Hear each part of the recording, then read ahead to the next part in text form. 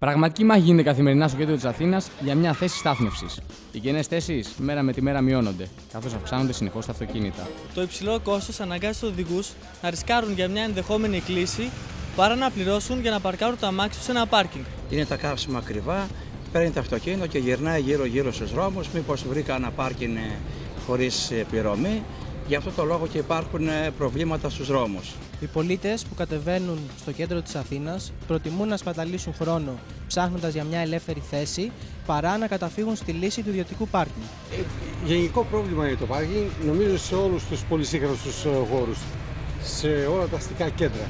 Είναι αδύνατο να βρει κάποιος άνθρωπος να παρκάρει και ως εκ τούτου θα έπρεπε ο Δήμος, το κράτος, να φροντίσει να έχει σε ορισμένα σημεία χώρους παρκαρίσματος. Οι ελεγχόμενες θέσεις στάθμευσης από το Δήμο έχουν αυξηθεί. Ειδικές θέσεις για τους κατοίκους της περιοχής έχουν δημιουργηθεί. Παρ' όλα αυτά το πρόβλημα παραμένει. Κατά πόσο είναι εύκολο ο χώρος παρκαρίσματος στο κέντρο της Αθήνας? Χάλια, αδιόρθωτα. Τα αμάξια αυξάνονται. Ο δακτύλιος στο κέντρο της Αθήνας είναι σαν να μην υπάρχει και τις ώρες αιχμής μια έβρεση θέσης πάρκινγκ μοιάζει με κυνήγι θησαυρού.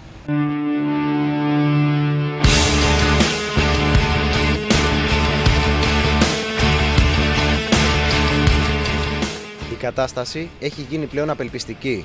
Οι οδηγοί παρκάρουν ακόμα και στα πιο απίθανα μέρη τα οχήματά τους, όπως σε πεζόδρομους και στα στενά σοκάκια της πλάκας.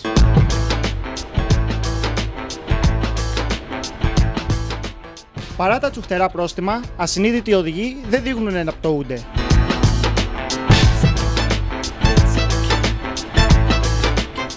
Ποια λύση όμως μπορεί να υπάρξει? Περαιτέρω ανάπτυξη των δημόσιων μέσων μεταφοράς. Περισσότερο μετρό, πιο αξιοπρεπές ηλεκτρικό δίκτυο, αξιόπιστες λεωφορειακές γραμμές. Μου αρέσει ο δρόμος, να κυκλοφορώ στον δρόμο. Εγώ χρησιμοποιώ μόνο το τραμ, το λεωφορείο και τα τρόλια. Όχι, μόνο μηχανή, μόνο μοτοσυκλέτα, τίποτα άλλο.